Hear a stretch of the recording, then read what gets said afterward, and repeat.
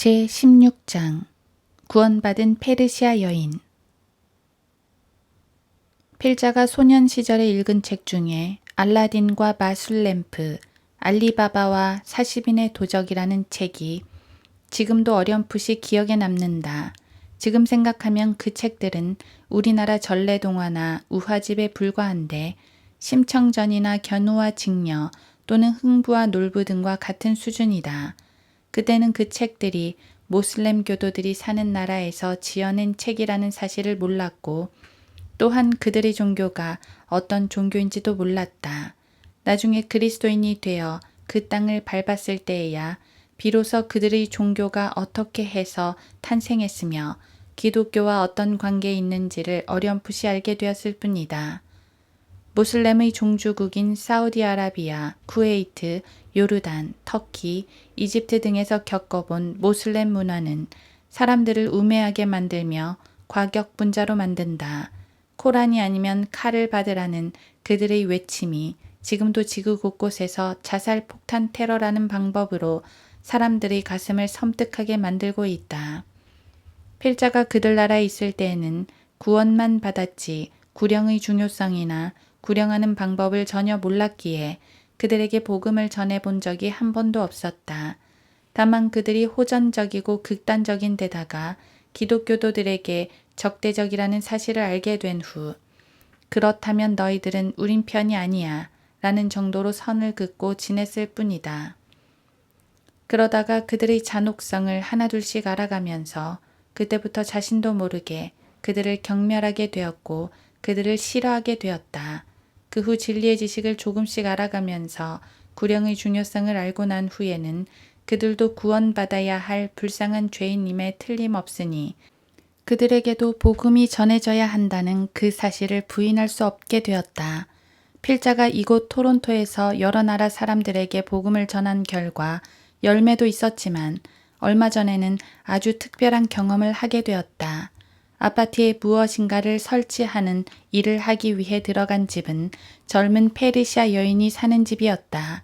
그녀는 지금의 이란에서 태어났는데 자신은 아라비안인이라고 불리는 것이 싫다며 굳이 자신을 페르시안이라고 했다. 그리고 옛날 이란의 왕이었던 팔레비의 사진을 내보이며 자신의 왕이라면서 웃었다. 그러다가 필자가 한국인이라는 사실을 알고 반색을 하면서 앨범을 꺼내서 자신이 태권도를 했는데 검은띠라고 말하며 도복을 입고 운동하는 사진을 보여주면서 자랑스러워했다. 사실 필자는 복싱 외에 태권도를 배우지 않아서 잘 모르지만 그녀를 대단하다고 추켜 세워 주었는데 기분이 좋아서인지 같이 일하던 마이크와 필자에게 간식과 음료수를 가져와 권하면서 친절을 베풀었다. 모슬렘권 여자치고는 활발하고 격이 없이 자연스러워서 혹시 종교가 뭐냐고 물어보았다. 그러자 자신은 모슬렘이 아니고 한 분 하나님만 마음속으로 믿고 있다고 하면서 자신이 가지고 있는 쓰레기 철학들을 줄줄이 쏟아놓았다. 그래서 그것을 계기로 필자가 그녀의 말을 끊고 예수 그리스도에 대해서 전했더니 대뜸 하는 소리가 이것은 비밀인데 예수님은 우리나라에서 태어났습니다. 이것은 대다수가 모르고 있는 비밀이랍니다. 라고 엉뚱한 소리를 하는 것이었다. 그래서 약간 황당한 여자라는 생각이 들었지만 말이 나온 김에 구령을 해야겠다는 생각으로 그녀의 말에 관심을 보이는 척하면서 말꼬리를 돌려서 죄와 심판과 지옥에 대해서 전하고 예수 그리스도의 피와 죄사함에 대해서 전한 후 영접할 것을 촉구했다. 그러자 그녀는 두말하지 않고 그렇게 하겠다고 하면서 영접 기도를 하나도 놓치지 않고 또박또박 따라서 하는 것이었다. 그 여인은 참으로 쉽게 영접하고 구원을 받았다.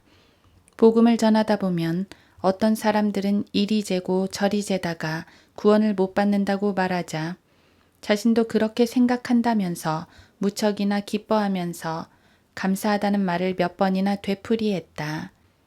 그녀는 복음을 듣는 동안 정확하게 이해하면서 들었고 처음에 자신이 생각하기를 선하게 살고 남을 도와주고 이웃에게 잘하면 구원을 받아 좋은 곳으로 가는 줄 알았다고 실토했다.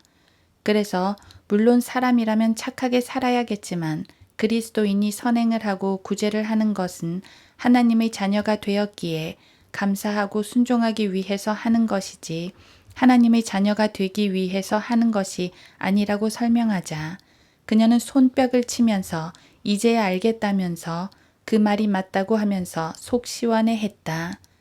그녀는 사도행전 13장에 나오는 총독 서기오 파울로처럼 무척 총명하고 이해력이 빠른 여인이었는데 복음을 듣기 전에 이미 하나님에 대해서 죄와 심판에 대해서는 거의 다 인정하는 입장에 있었기에 영접하기가 쉬웠던 것 같다.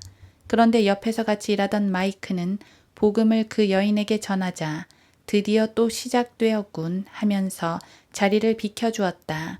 그는 필자가 침례교회 사역자라는 사실을 알고 있었고 이런 일은 늘 있었기에 잘 이해해 주었다.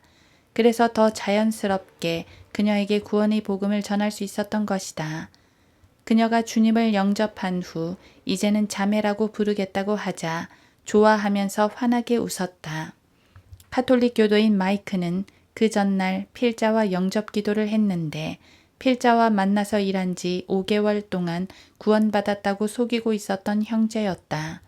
우리는 일을 마치고 그 집을 나왔고 뒤이어 그 자매도 커피숍 일을 하기 위해 나왔다. 자전거로 출근을 하면서 손을 흔들며 가는 그녀의 모습은 무척이나 홀가분해 보였고 페달을 밟는 모습은 더욱더 힘차게 보였다.